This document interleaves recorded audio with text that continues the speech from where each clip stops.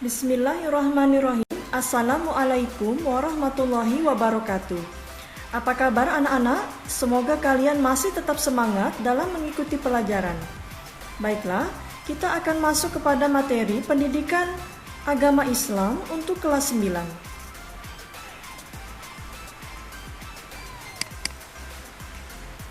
Masih dengan tema 10, menyayangi binatang dalam syariat penyembelihan.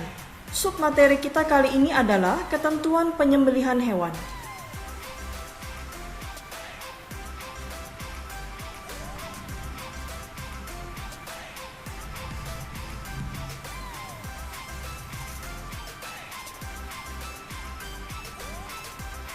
Tujuan pembelajaran kita kali ini adalah yang pertama, peserta didik mampu mendeskripsikan pengertian penyembelihan hewan dengan benar. Yang kedua, peserta didik mampu mengidentifikasi dalil nakli terkait dengan penyembelihan hewan dengan benar.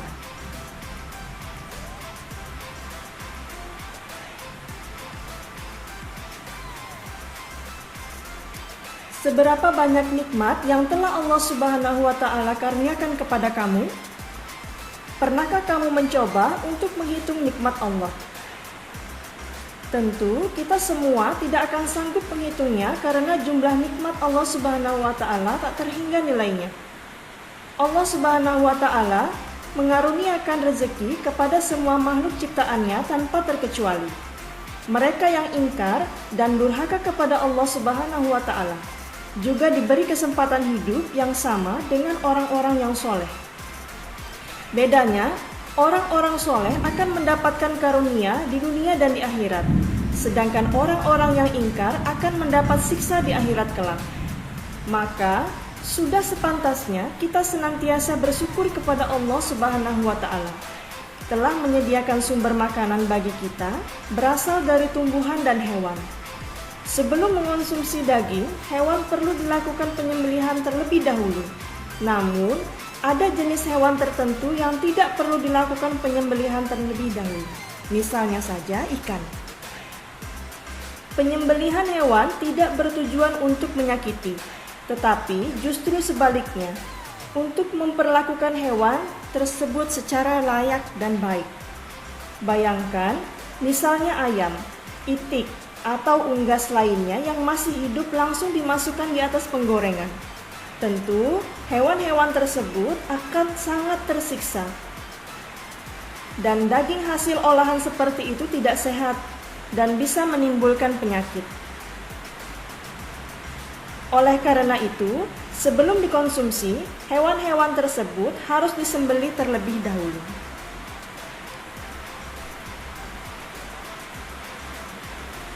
Tahukah kamu mengapa hewan yang akan kita konsumsi harus disembelih terlebih dahulu? Islam mengajarkan setiap hewan yang akan dikonsumsi harus disembelih sesuai ketentuan syariat. Daging hewan yang sudah disembelih akan menjadi sehat untuk dikonsumsi. Namun, perlu diketahui ada dua jenis hewan yang halal dikonsumsi tanpa disembelih terlebih dahulu, yaitu ikan dan belalang. Penyembelihan hewan harus dilakukan dengan cara yang baik dan benar, sesuai ajaran Rasulullah SAW. Penyembelihan hewan tidak sama dengan mematikan. Mematikan hewan bisa dilakukan dengan berbagai macam cara, misalnya saja ditusuk, dicekik, diracun, atau dipukul. Penyembelihan dilakukan dengan cara dan ketentuan tertentu sesuai dengan syariat Islam. Hewan yang sudah disembelih akan menjadi baik dan suci serta halal untuk dimakan. Sebagai orang beriman, kita harus menyembelih hewan dengan baik dan benar, sebab penyembelihan yang tidak baik dan benar akan mengakibatkan hewan tersebut tidak halal untuk dikonsumsi. Penyembelihan hewan.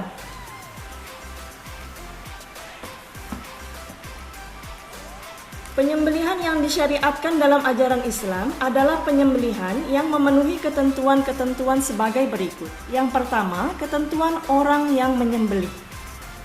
Yang pertama, penyembelih beragama Islam. Penyembelihan yang dilakukan oleh orang kafir ingkar kepada Allah Subhanahu wa taala, orang yang musyrik menyekutukan Allah Subhanahu wa taala maupun orang yang murtad keluar dari agama Islam, hukumnya tidak sah. Yang kedua, menyembelih dengan sengaja. Seorang penyembelih harus dalam keadaan sadar dan sengaja menyembelih. Yang ketiga, penyembelih balik dan berakal. Tidak sah sembelihan orang yang belum balik dan orang yang akalnya tidak waras, misalnya saja gila. Yang keempat, penyembelih membaca basmalah. Selain membaca basmalah, penyembelih juga disunahkan membaca sholawat dan takbir 3 kali.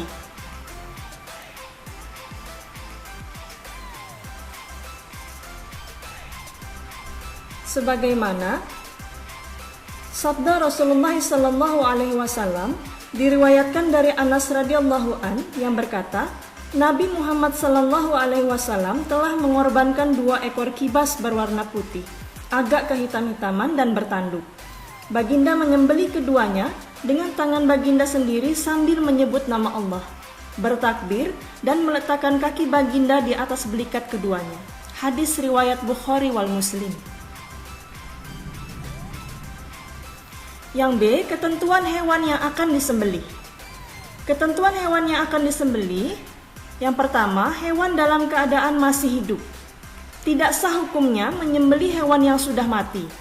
Adapun hewan yang sakit, tercekik, terpukul, terjatuh, ditanduk oleh binatang lain, atau yang diserang binatang buas apabila kita mendapatkannya hampir mati, masih hidup, lalu kita sempat menyembelihnya sebelum matinya, maka hewan itu boleh dimakan.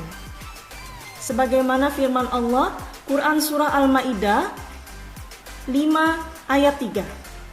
Diharamkan bagimu memakan bangkai, darah, daging babi, dan daging hewan yang disembelih bukan atas nama Allah, yang tercekik, yang dipukul, yang jatuh, yang ditanduk, dan yang diterkam binatang buas, kecuali yang sempat kamu sembelih.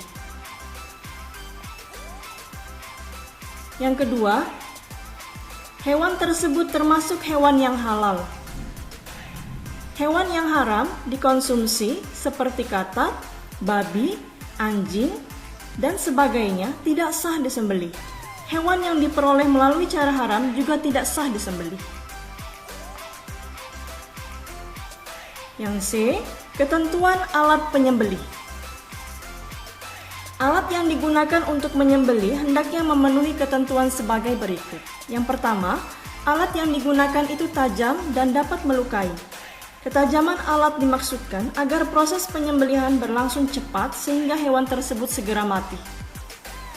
Yang kedua, alat tersebut tidak terbuat dari tulang, kuku, atau gigi. Berdasarkan hadis Rasulullah SAW, kita tidak memperbolehkan penyembelihan riwayat menggunakan alat terbuat dari kuku, gigi, dan tulang. Alat yang digunakan boleh terbuat dari besi, baja, bambu, atau apa saja yang bisa tajam. Yang berikutnya, ketentuan menyembelih. Supaya proses penyembelihan menjadi sah, harus memenuhi ketentuan sebagai berikut. Yang pertama, penyembelihan dilakukan pada urat leher sampai terputus saluran makanannya, pernapasan, dan 2 urat lehernya. Yang berikutnya, pada waktu menyembelih, orang yang menyembelih harus memastikan bahwa ia sudah memutuskan bagian-bagian berikut ini. Yang pertama, tenggorokan, saluran pernafasan, saluran makanan, 2 urat leher yang ada di sekitar tenggorokan. Bila ketiga bagian tersebut sudah putus, maka penyembelihan menjadi sah. Alhamdulillah anak-anak, sekian dulu materi kita kali ini. Semoga kalian dapat memahami materi kita kali ini ya. Terima kasih. Kita akan bertemu lagi minggu depan dengan tema yang berbeda. Assalamualaikum warahmatullahi wabarakatuh.